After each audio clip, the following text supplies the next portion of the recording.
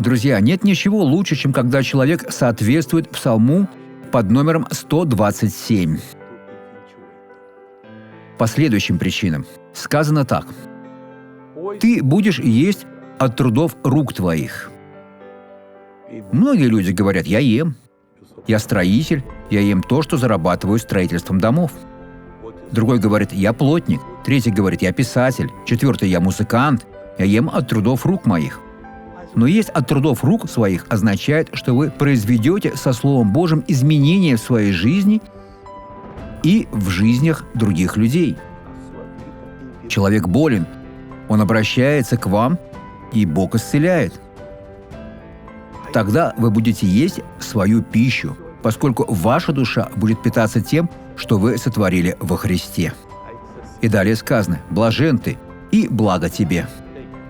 Все пойдет вам во благо, поскольку Бог движет вами. Посмотрите на благословленного человека. Я исцелился. У меня обнаружили 2 грыжи межпозвоночных дисков. 2 дисковые грыжи. Так сказал врач.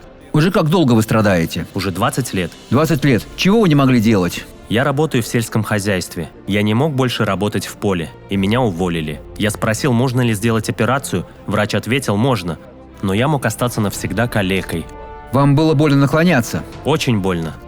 Теперь наклонитесь во имя Иисуса.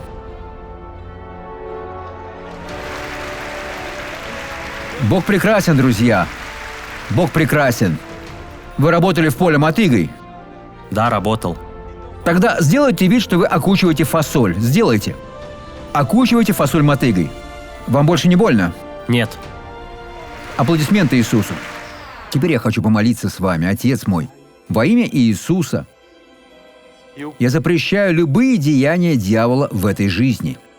Я обличаю, я запрещаю, я говорю: зло, выйди сейчас из этого человека во имя Иисуса. А вы поднимите руки и скажите: благодарю, Иисус, победа за мной. Это истинная правда. Благослови вас Бог.